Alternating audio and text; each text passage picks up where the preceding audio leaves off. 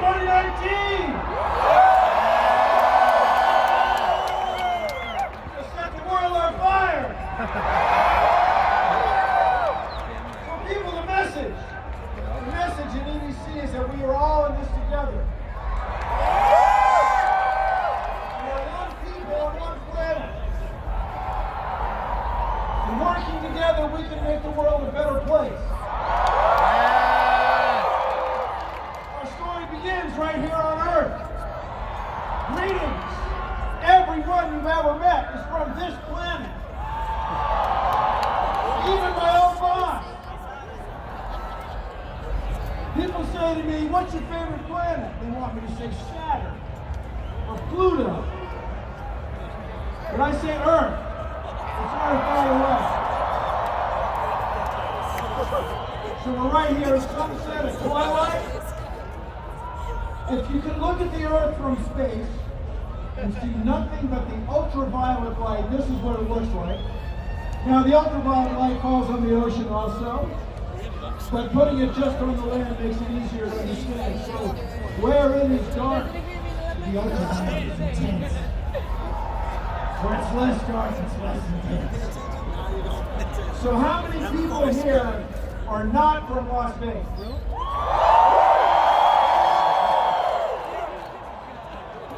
How many people here from Africa? How many people here are from Mesopotamia? How about Asia? How about Quebec? Alaska? North America? South America? Now take a look at this.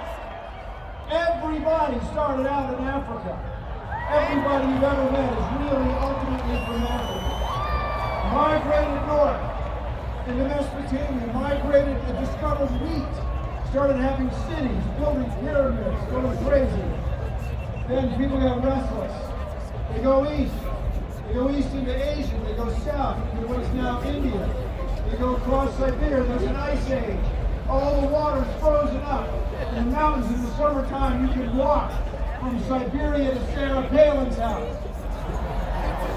And then you walk down North America on the west coast all the way to South America. Take a look at this. You look at your skin color. Take a look at the color of your skin. The color of your skin is intimately connected to the ultraviolet light. The more ultraviolet light there is, the darker your skin has to be, or your folic acids break down and you don't do well. If your skin is not dark enough, the ultraviolet will damage you. If it's not light enough, you won't get enough vitamin D. We are one people. Everyone you've ever met is the same. There is no such thing as race. We are all one human race. And that is not magic, my friend. That's science.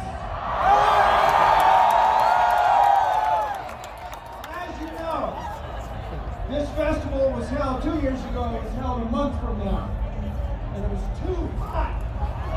Anybody here 2 years ago?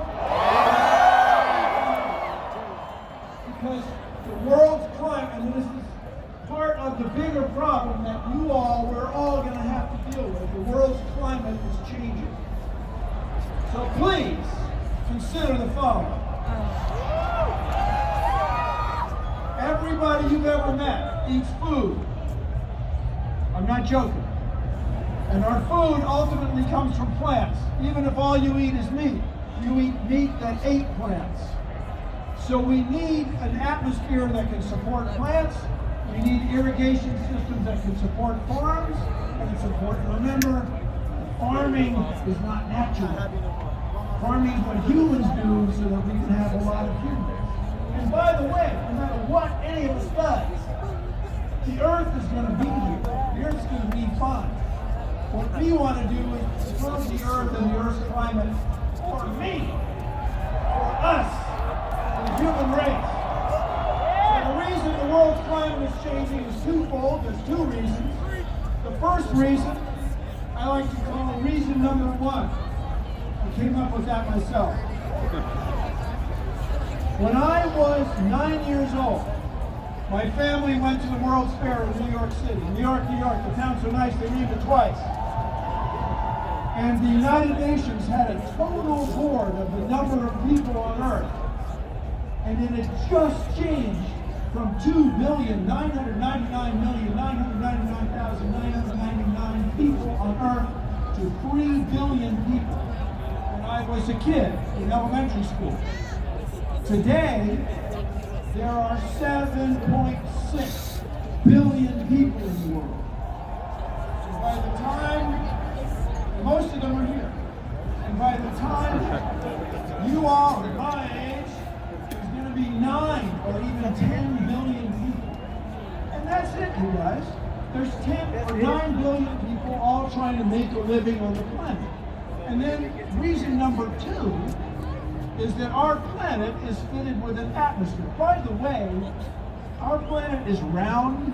If you meet anybody here who insists it's flat, tell them, cut back on the mollies.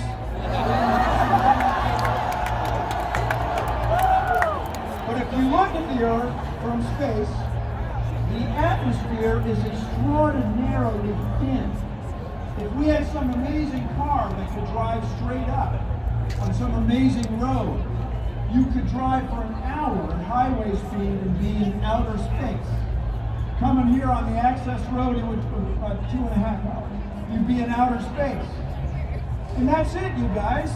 There's 7.6 billion people trying to breathe and burn an atmosphere that's only as thick as the varnish on a classroom globe. And that's why the world's climate is changing. So what should we do? Should we run in circles screaming? No! You and I together are going to, dare I say it, change the world. There's 3 things we want for everybody on Earth. The first thing we find just a few kilometers, a few miles from here, in Hoover Dam. We want clean water for everyone in the world. Clean water enables us to have health. People ask me, I've had journalists ask me over the years, what's the most important invention of humankind? And they want me to say light shows or smartphones. No, I think the biggest invention really was a sewer. Without sewers, it's really unpleasant. So we want clean water for everybody. Clean water also enables us to have agriculture and farm food and parties like this. Then the second thing we want, you can also see in Hoover Dam at night, we want electricity, renewably produced electricity for everybody in the world, renewable and reliable. If you drive around here, you will see miles and miles, kilometers, hectares, acres and acres of solar panels, along with the hydroelectric systems at Hoover Dam. We can do this. There is enough wind and sunlight in North America to run the whole place right now, if we just decided to do it. Then if you could do one thing, one magic wand, Harry Potter thing about climate change, you would raise the standard of living of women and girls. And to do that, we need to provide education to everybody. Everybody in every village, every tribe, every city, every rural area, every farm, every ag business, everywhere. And we can do it. We can do it because of our technology. The idea is to run landlines, to say in the middle of Africa, that would be very, very difficult. And what we're going to do is have a constellation, as we call it, a spacecraft, orbiting at a relatively low altitude, and we will hand the internet access from one satellite to another the same way we hand mobile phones from one person to another. We can do this, everybody. Clean water, renewable electricity, access to the internet for everybody in the world. And while we're doing this, I remind you that it's not a case of doing one thing and not the other thing.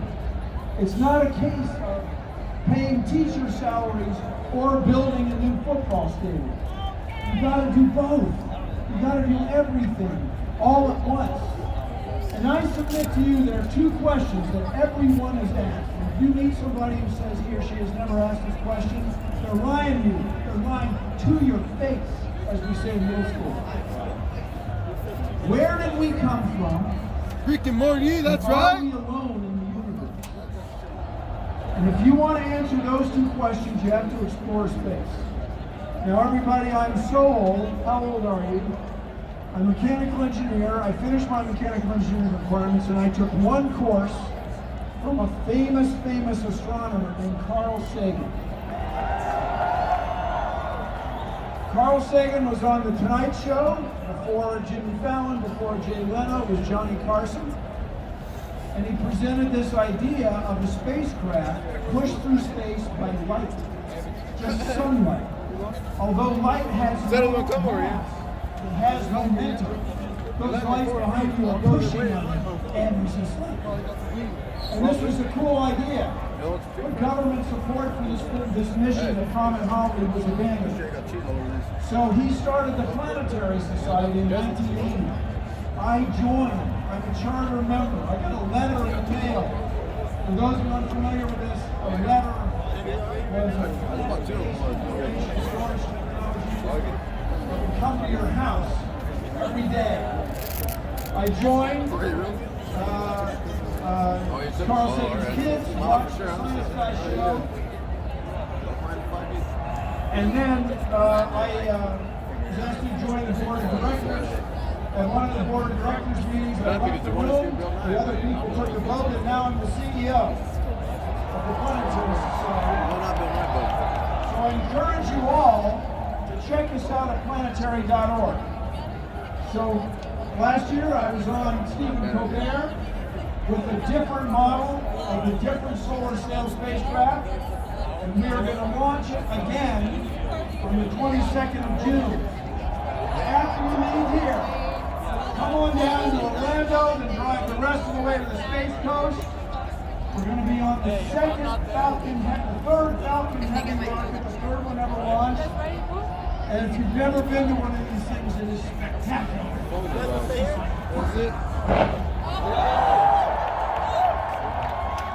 Yeah, it's like that. The thing goes up and over the top, it disappears. Two flames emerge way up in the sky, and these boosters land like helicopters. So this time we're going to go to a higher orbit. The spacecraft has all kinds of electricity because it's got solar panels on it. If you guys are the sun, push you back, twist in space, push you back, and we build orbital energy and change the angle. There is a way to make spaceflight cheaper, to democratize it so that we can answer the two questions. Where did we come from and are we alone? Here's the picture we took of Flight Sail 1 4 years ago. We're going to get far more spectacular pictures because there's 62,000 people around the world like you who think that space exploration is cool. So when I was in 3rd grade, Mrs. Cochran told us, so here's Flight Sail. People from all over the world send us their pictures. They're selfies. They put them on a ceramic CD, and we fly them in space. Check us out at planetary.org. You can be part of the next mission. You can go to our website and look at everybody's picture, just like here, only different. So here's a picture from space.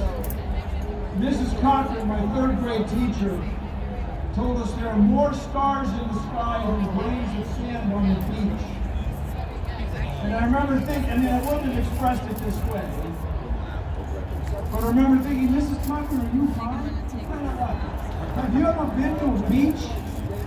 There are a lot of stars. Well, get this, people, there are more stars than there are grains of sand on the earth.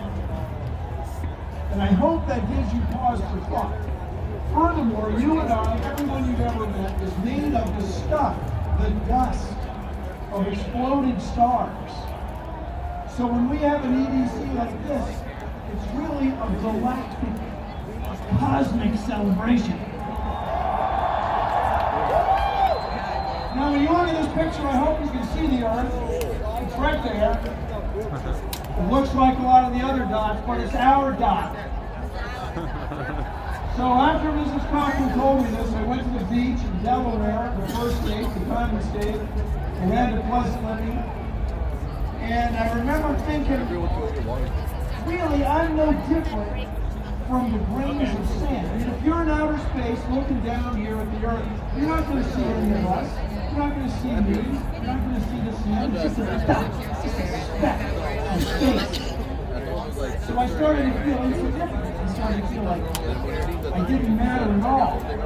Like I'm just a speck standing on these grains of sand, which are specks, which are in turn part of the Earth, which is just a speck. I'm a speck standing on a bunch of specks, which is part of a speck with a bunch of other specks in the middle of specklessness. I suck. But then I realized that with our brains, which are only this big, of course my old boss's brain was a lot smaller, but with your brain, which is just big, this big, you can know all of this.